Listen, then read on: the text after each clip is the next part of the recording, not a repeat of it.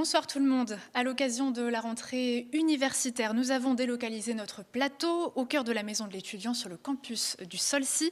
D'ici quelques minutes, Valentin Piovesan vous y attend pour une émission spéciale 100% jeunesse. Mais avant, on va évoquer l'actualité locale de ce lundi 12 septembre. Voici les titres.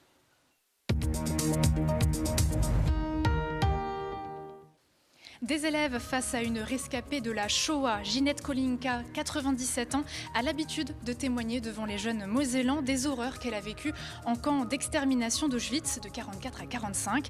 Cette fois-ci, elle s'est rendue au lycée Louis-Vincent à Metz. Évoquer l'écologie au travers d'un festival, c'est possible à Rémy. Et c'était d'ailleurs la deuxième édition de ce rendez-vous. Au programme, ateliers, animation, mais aussi découverte d'innovations écologiques pour réduire son impact environnemental. Les amoureux des 4 roues se sont donné rendez-vous à Créange pour la fameuse brocante de pièces détachées, mais surtout pour admirer de belles voitures françaises. On découvre les images dans quelques instants. Et puis demain, le temps sera mitigé avec des nuages le matin et quelques averses possibles. Les éclaircies se feront timides en fin de matinée. Côté température, dès le réveil, les normales de saison sont là, de 12 à 13 degrés, avec une remontée l'après-midi jusqu'à 28 degrés. Et bien sûr, comme chaque lundi, on fera la part belle au sport avec du handball, du foot, du rugby ou encore du basket qui seront donc au programme. Et c'est Baptiste Deveau qui reviendra sur les grandes actualités sportives en cours d'édition. Tout de suite, place à l'actualité.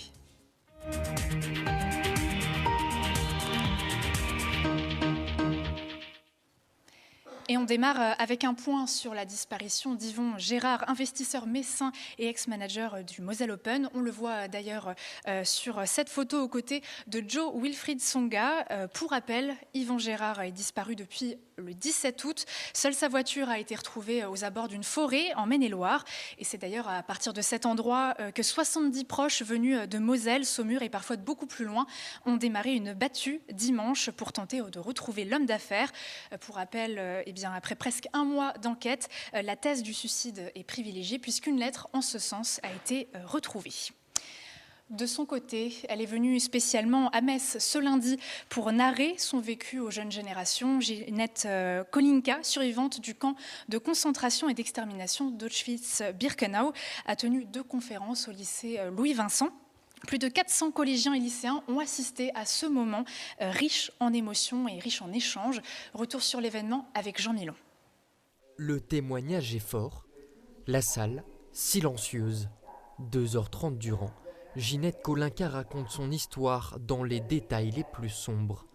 Comment ne pas être bouleversé? Il y a des personnes qui dénonçaient les Juifs, mais il y en avait aussi, on les a surnommés les justes. Je l'ai vécu avec beaucoup d'émotion parce que j'ai quand même eu les larmes aux yeux, je pense, les 3/4 de cette conférence, de par son explication, son témoignage, et aussi parce que ce qu'elle raconte, c'est un peu les horreurs de la guerre.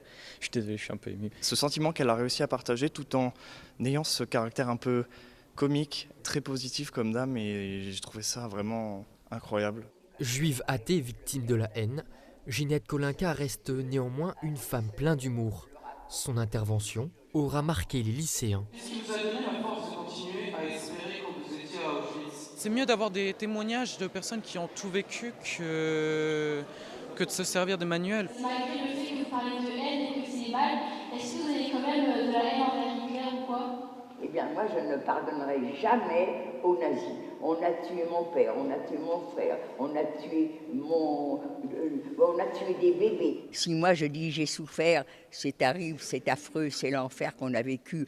Et si sur un journal on dit on les battait et tout ça, c'est sûr que moi ce que j'ai dit a plus de valeur que ce qu'on lit. Longtemps discrète sur son passé de déportée, elle sillonne aujourd'hui la France entière pour transmettre son expérience.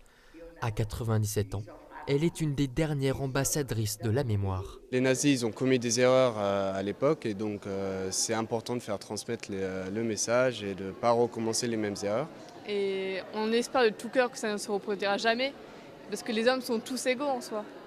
Et il n'y a pas à faire des différences comme ça et à subir des atrocités comme ça. Transmettre pour ne surtout jamais oublier. Voilà la tâche que s'est confiée Ginette Kolinka. À leur tour, les jeunes générations deviendront ainsi les passeurs de mémoire. Vous souhaitez vous réorienter ou tout simplement vous êtes à la recherche d'un emploi, le réseau Le Met recrute notamment des chauffeurs avec ou sans permis D et des mécaniciens. Alors en ce sens, un job dating, une journée de recrutement est organisée demain, mardi 13 septembre de 9h à 15h en continu au 10 rue des Intendants Jobat à Metz. Alors à vos CV. Et après l'emploi, place à l'écologie et les initiatives ne manquent pas sur le territoire, si bien que la commune de Rémilly a proposé sa 2e édition du festival Moselle Écologie. Les visiteurs ont recueilli de précieux conseils pour réduire leur impact environnemental. Et parmi les innovations à découvrir, certaines étaient plutôt insolites. Regardez. Quoi de plus intéressant à montrer qu'un four solaire qui nous permet de cuire des aliments Bienvenue dans cette cuisine innovante où la cuisson se fait exclusivement grâce aux énergies renouvelables. En positionnant ce four face au soleil, vous pouvez faire monter la température jusqu'à 120 degrés sous votre casserole. Chacun des miroirs qui constituent le four solaire va réunir dans un point qu'on appelle le point focal beaucoup d'énergie. Du coup, la casserole va commencer à monter en température et va nous permettre de cuire des mets délicieux. Avec cette invention, cette famille désireuse de limiter son impact sur la planète en a pris plein la vue. Au jour de maintenant, je trouve que c'est magnifique et très imaginatif. Et je suis perplexe et en même temps curieuse de savoir ce que va devenir cette invention-là. Un four comme ça dans la cuisine, c'est peut-être un petit peu gros, mais pourquoi pas s'ouvrir à des nouvelles possibilités.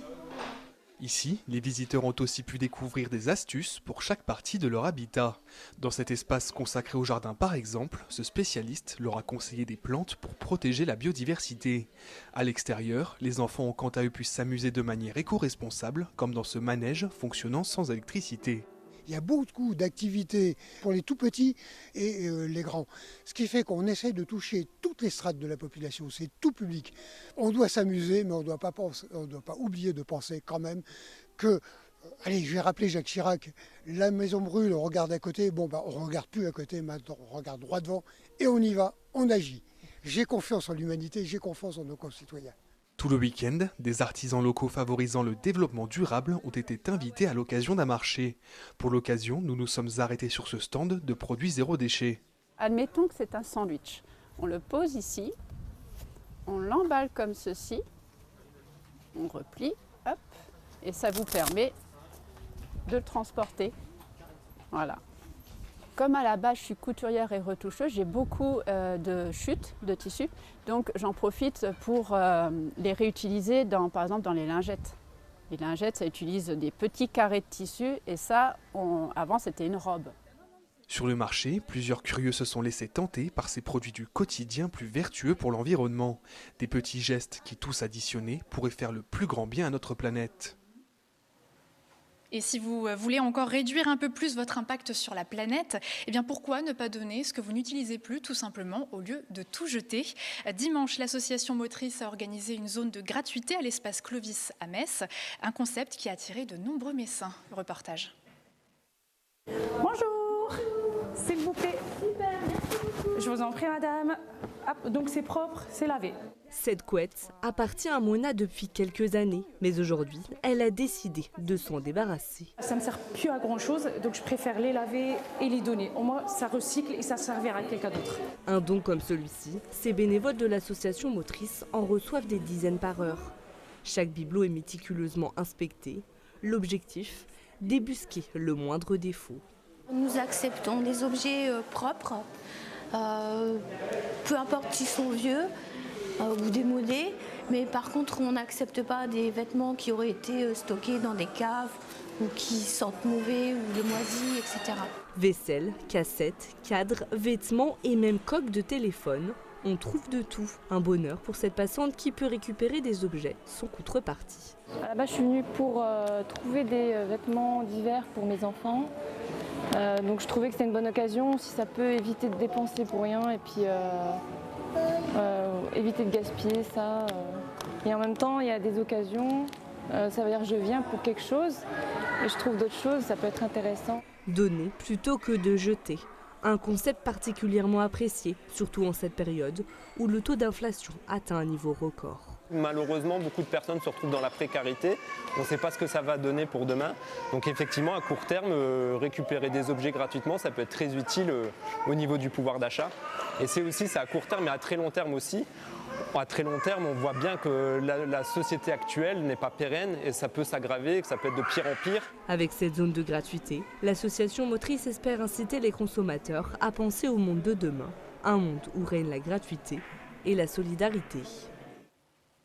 Avec 32 disciplines proposées, le Conservatoire de Sarreguemines accueille de nombreux élèves en son sein.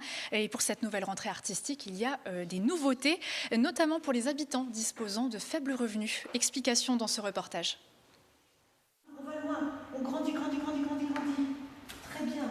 Si vous souhaitez apprendre la danse, le théâtre ou la musique, le Conservatoire de Sarreguemines peut être fait pour vous.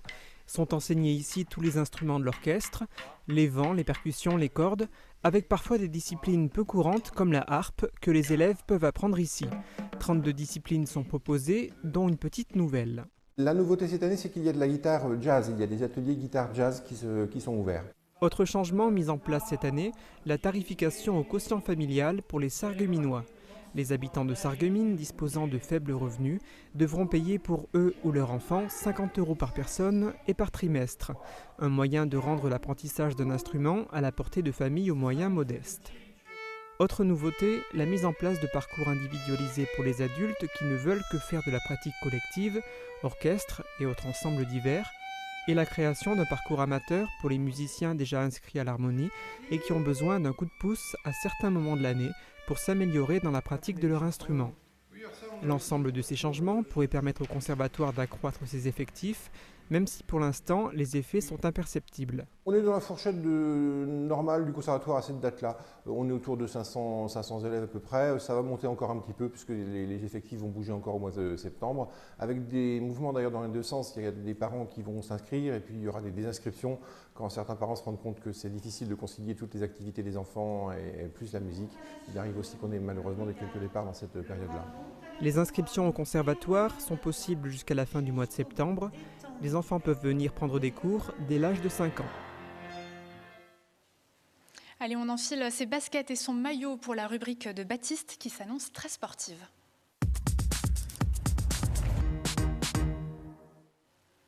Bonsoir Baptiste. Bonsoir Uranie.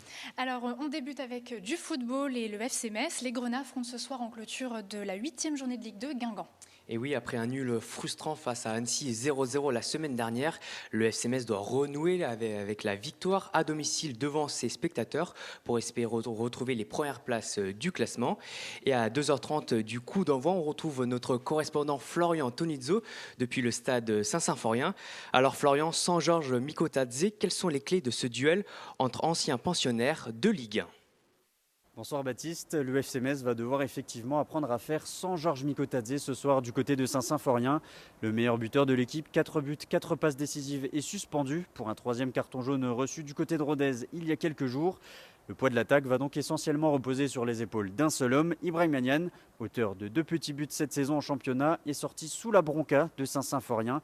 Lors de la dernière sortie à domicile des Messins, c'était face à Annecy il y a quelques jours. À la maison, justement, les Messins restent sur une défaite face à Dijon 2-1 et un match nul donc face à Annecy 0 partout. La dernière victoire à Saint-Symphorien des Grenats remonte, elle, au 13 août dernier. C'était face à Valenciennes 2-0. En face, Guingamp est un ancien club de Ligue 1 mais reste un candidat très sérieux à la remontée. Malgré ses 2 petites victoires cette saison. La première, c'était en ouverture du championnat 4-0 face à Pau. La deuxième, fin août, face à Bordeaux 1-0. Et du côté des Guingampais, les Messins retrouveront un visage familier dans le milieu de terrain, celui de Warren Chimbembe, parti sur les Côtes d'Armor sous la forme d'un prêt en toute fin de mercato. Merci Florian pour ces précisions. Arnaud Demerlet et son équipe de chroniqueurs reviendront sur cette opposition entre Metz et Guingamp demain à 19h dans un nouveau numéro de Graouli Mag. Parlons maintenant du football amateur et de ce 3e tour de la Coupe de France. Thionville-Lusitanos en Régional 1 se qualifie dans la douleur face à Trémery, pensionnaire de Régional 2 réduit à 10 dans cette rencontre. Menée par 2 fois les hommes de Julien François et de Stéphane Borbiconi, ont su recoller par 2 reprises au score et gagner dans le temps additionnel. Parlons maintenant du match entre Magny et Aclim-Metz. Magny en rouge sur les images que vous allez voir se sont qualifiés 4-0 et on revoit ce magnifique coup franc et on découvre quelques autres résultats de ce 3e tour de la Coupe de France en Moselle. Verny sort Cuvry au tir au but, tout comme l'APM face à Laxou. Alors après la 3e place en Ligue des Champions l'année dernière, les Messines retrouvaient ce dimanche la compétition européenne. À Nancy, elles accueillaient les Norvégiennes de Storhamar. Effectivement, Uranie, pour cette reprise et cette rentrée en Ligue des Champions, Metz Handball s'est imposé assez facilement, 31-22. En première mi-temps, tout a semblé facile pour les Messines, qui n'ont concédé que 3 buts en 17 minutes. À l'image de Bruna de Paola sur tous les ballons et Atadou Sako invincible, les Dragons ont déroulé. Mais au retour des vestiaires et pendant un quart d'heure, les Messines ont coulé et se sont mises en difficulté. Finalement, Metz a perdu cette 2e période 13-10. À noter le gros match de Chloé Valentini 5/5 et de Sarah Bouktit qui a marqué 6 buts sur ces 6 tentatives. D'ailleurs, on va retrouver notamment Chloé Valentini le 30 septembre avec l'équipe de France. Et oui, l'équipe de France viendra jouer un des matchs de préparation pour l'Euro aux arènes de Metz et Olivier Krumbos, le sélectionneur de l'équipe de France, a sélectionné 2 Messines, Chloé Valentini et Tamara Horacek. Handball, toujours, Sarrebourg faisait sa rentrée en Pro League, comme on le sait. Les hommes d'Arnaud Calbry débutent malheureusement avec une défaite sur le terrain du promu Frontignan. Et oui, c'est une rentrée en la matière assez difficile. Sarrebourg est passé à travers sa seconde période, lourde défaite 33-23. Les Sarrebourgeois devront se rattraper ce week-end avec la réception de Tremblay. Et peut-être une bonne nouvelle maintenant, Nicolas Pfeiffer remporte pour la 2e fois l'US Open après sa victoire en double en 2011. Oui, le tennisman a été éliminé en demi-finale de ce tournoi américain, mais il s'est consolé en remportant en double l'US Open aux côtés de Martine de la Puente. La paire franco-espagnole, tête de série numéro 2, s'est imposée en finale contre les Britanniques Alfie Evett et Gordon Reid, 4-6, 7-5, 10-6 dans la manche décisive.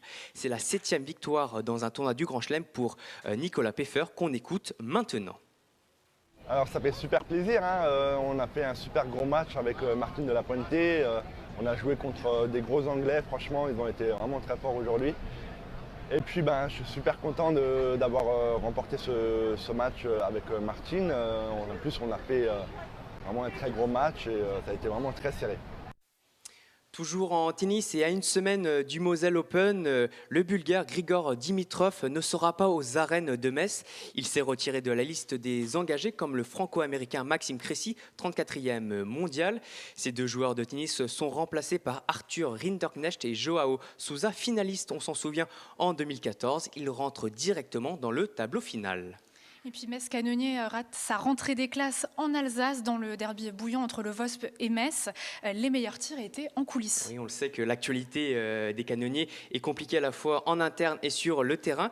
On le sait que d'ici quelques semaines se tiendra une assemblée générale électrique, on l'annonce, entre les différents dirigeants du club, puisque le club a été réunifié sous la bannière Metz-BC. Donc on voit que les dirigeants s'invectivent dans la presse et sur les réseaux sociaux. Et on pense que voilà, cette mauvaise ambiance en interne a dû avoir un impact sur la rencontre, puisque les canonniers se sont inclinés contre l'équipe de Saverne 71-67. Les canonniers devront se relancer à domicile ce week-end face à Charleville-Mézières. Rentrée loupée également pour le RC Metz-Moselle en Fédéral 2. Ils ont besoin de trouver des automatismes puisque l'équipe a été remaniée et ce sont beaucoup de jeunes avec un nouvel entraîneur. Mais voilà, c'est une défaite rageante puisque le RC Metz-Moselle s'est incliné 20-17. Et la 3e édition des Bulky Games en Moselle-Nord a attiré plus de 3000 participants ce dimanche en septembre. Ils rêvaient de glisser, de se mouiller, de gravir des obstacles et ils n'ont pas été déçus. Oui, on va le voir sur ces images.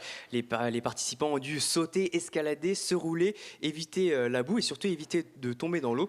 Mais comme on le voit sur les images, ils sont tombés plusieurs fois dans l'eau. Mais s'ils veulent se racheter et essayer de réussir ce parcours, ils peuvent le faire en 2023 puisque les Bulking Games reviendront et les 3000 fous furieux pourront se lancer à la conquête de ce parcours. Et je n'en ferai pas partie, On Baptiste. espère vous voir, Uranie.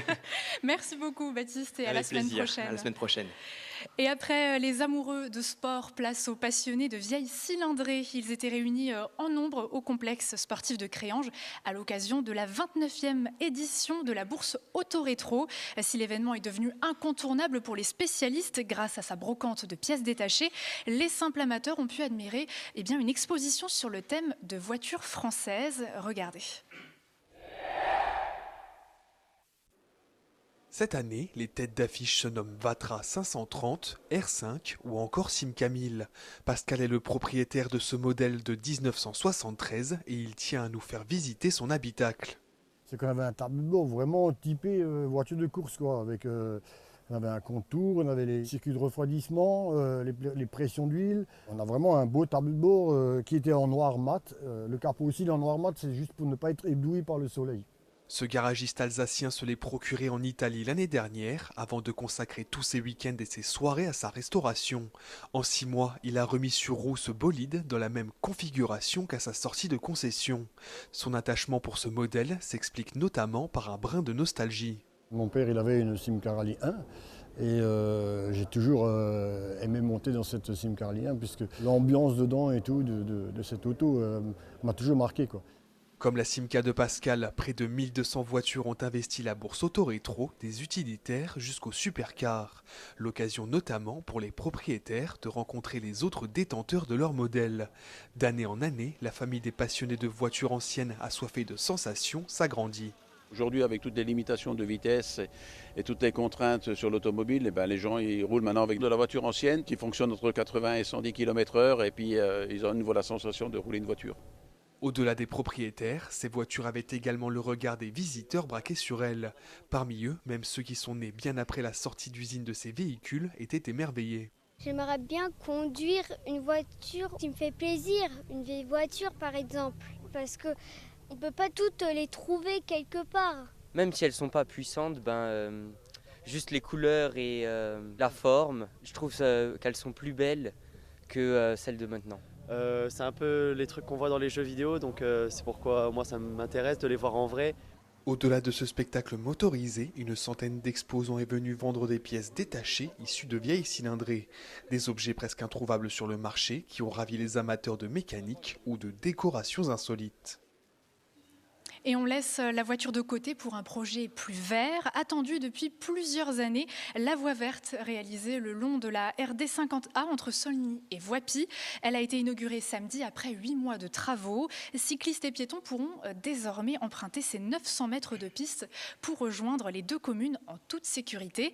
Financée par l'Eurométropole et subventionnée par le Fonds Mobilité Active du ministère de la Transition écologique, cette opération s'élève à 279 000 €. C'est tout pour l'actualité du jour et entre-temps, Valentin m'a rejoint. Bonsoir Valentin. Bonsoir Véranie. Alors, je vous cède ma place pour 100% jeunesse avec au programme rentrée universitaire, logement, précarité étudiante, mais aussi un focus sur la santé. Exactement, et on fera plus particulièrement un focus sur le SUMS. C'est un peu le centre médical de l'université. On s'interrogera également sur la santé mentale des étudiants qui a fortement été remis en cause pendant cette année de Covid. Savoir si justement ces jeunes vont mieux. On en parlera avec notre docteure Christine Burguin et avec l'intégralité de mes invités pendant 52 minutes. De grandes thématiques très importantes à aborder, c'est donc dans quelques instants. Et pour les amateurs de foot, je rappelle que vous pouvez retrouver votre émission habituelle Graouli Mag mardi, donc demain à 19h sur Moselle TV. Et puis quant à moi, je vous retrouve également demain pour une autre séquence d'informations. Très belle soirée à tous.